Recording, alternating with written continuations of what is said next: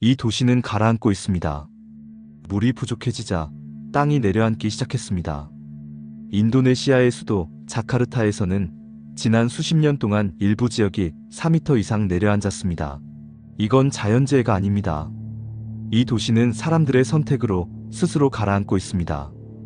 이 선택이 어떻게 시작됐는지 보겠습니다. 특히 북부 지역은 해마다 눈에 띄게 낮아지고 있습니다. 결국 인도네시아 정부는 2022년 자카르타를 수도로 유지하는 걸 포기합니다. 그런데 왜 이렇게 됐을까요?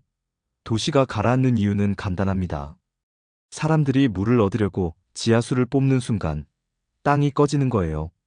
하지만 왜 사람들이 땅을 파서 물을 뽑을 수밖에 없었는지 그 이야기는 1990년대로 거슬러 올라갑니다. 1990년대 자카르타의 수도 시스템에 큰 변화가 일어납니다. 수도 시스템이 민영화된 거예요. 겉으로는 세계은행 등 국제금융 지원과 개선이라는 명분 아래 진행됐죠. 하지만 실제로는 자카르타의 물 공급권을 2개의 민간 기업에 넘겼습니다. 민영화가 진행된 지 몇 주 후 인도네시아 경제가 완전히 붕괴했어요. 엄청난 돈을 챙긴 뒤 도시의 수도 시설은 사실상 방치됐습니다. 개선할 이유가 없었습니다. 기업은 수익을 내고 있었고 시민들은 선택할 수 있는 게 없었기 때문입니다. 자카르타에서는 가정의 상수도가 직접 연결된 경우가 3명 중 1명도 되지 않습니다. 연결돼 있더라도 수질과 수압은 불안정했고 요금 부담은 계속 커졌습니다. 그런데 이게 어떻게 도시 전체를 침몰시키는 결과로 이어진 걸까요? 여기서부터는 놀라울 정도로 단순합니다. 자카르타의 수도가 무능한 민간 기업에 넘어가고 그 기업들이 물을 오염시키거나 아예 공급하지 못하자 자카르타시는 시민들에게 대안을 제공해야 했어요. 그렇지 않으면 사람들이 죽을 테니까요. 문제는 하필 자카르타는 거대한 지하 물층 위에 세워져 있다는 겁니다. 업계에서는 이걸 대수층이라고 부르는데 땅 밑에 오염되지 않은 깨끗한 지하수가 엄청나게 많은 거예요. 그래서 시 당국은 사실상 모든 시민에게 지하수를 퍼쓰는 걸 허락했습니다. 이게 문제였습니다. 원칙적으로는 지하수를 쓰려면 시의 허가를 받아야 하고 얼마나 퍼올리는지도 관리하고 감시해야 합니다. 하지만 현실에서는 그게 불가능했습니다. 사람들에게는 물이 당장 필요했기 때문입니다. 실제로 자카르타에는 허가 없이 땅을 깊게 뚫어 지하수를 퍼올리는 구멍이 수십만 개나 있는 것으로 추정됩니다. 시 당국이 파악한 건 그중 일부에 불과하고 대부분은 누가 얼마나 물을 쓰는지조차 알 수 없습니다. 대형 쇼핑몰과 공장은 땅을 수십에서 수백 미터까지 파서 하루 수백 톤의 물을 퍼올리고 가난한 주민들은 얕은 구멍을 파서 생활용수를 얻었습니다. 이 모든 일이 사실상 아무 통제 없이 벌어졌습니다. 사람들은 물이 필요하고 허가가 있든 없든 땅을 팔 거거든요. 그런데 그 지하수는 이미 아주 중요한 역할을 하고 있었습니다. 땅 밑에서 도시를 떠받치는 거예요. 땅은 단단한 바위 덩어리가 아닙니다. 흙과 모래 사이에 작은 틈이 있고 그 틈을 물이 채우고 있습니다. 그런데 그 물을 계속 퍼올리면 틈이 사라지고 땅이 조금씩 낮아집니다. 도시가 가라앉는 이유가 바로 이것입니다. 여기까지 보면 이런 질문이 자연스럽게 떠오릅니다. 도대체 누가 이런 결정을 내렸을까요? 이 선택은 당시 인도네시아의 정치 구조 안에서 내려질 수밖에 없었던 결정이었습니다. 그 중심에 수하르토라는 인물이 있었어요.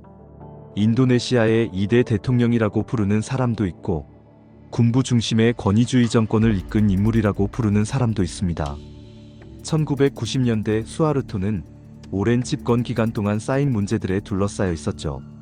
정권 차원의 강경 탄압, 대규모 인명피해가 발생한 사건들, 경제위기, 내부 충돌, 외부 개입 의혹까지 온갖 일들이 터지고 있었습니다. 그리고 물 민영화 결정은 그런 정치적 맥락 속에서 나온 선택이었어요. 민영화 계약을 맺은 기업들이 공교롭게도 수하르토의 아들과 사업 파트너십을 맺고 있었다는 사실도 그 시대의 정치 구조를 보여줍니다. 그때의 인도네시아는 안정적인 행정 국가가 아니었습니다. 수십 년간 이어진 군사 독재 체제 아래에서 정치는 예측할 수 없었고 권력은 한 곳에 집중돼 있었죠. 정권의 최우선 과제는 환경도 도시의 지속 가능성도 아니었습니다.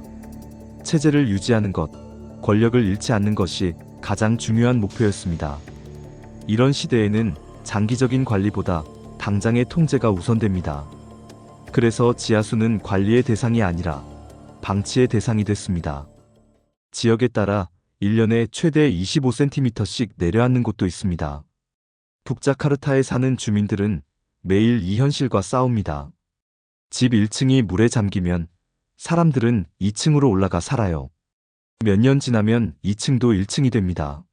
홍수가 오면 하수가 역류해서 집 안으로 들어오고 주민들은 펌프를 돌려 물을 빼내는 일을 반복합니다. 그리고 그럴 때마다 도시는 조금씩 더 가라앉는 겁니다. 해결책이 있을까요? 가장 크고 비싼 해결책으로 제안된 게 대형 방벽 프로젝트입니다. 일명 그레이트 가루다 또는 NCICD라고 불리는 이 프로젝트는 거대한 방파제를 세워서 바닷물이 도시 쪽으로 밀려 들어오는 걸 막는 계획입니다. 이 계획은 현재 단계적으로 추진 중이고 가장 빠르게 침몰하는 지역을 바다로부터 보호하면서 동시에만을 깨끗한 식수원으로 바꾸는 게 목표입니다. 그런데 현지에선 정반대로 봅니다. 많은 과학자와 해안 설계 전문가들은 홍수를 막기는커녕 1100만 인도네시아 사람들에게 하수가 섞인 물이 도시 쪽으로 역류할 수 있다는 겁니다. 어느 쪽이 맞을지는 시간이 말해줄 겁니다.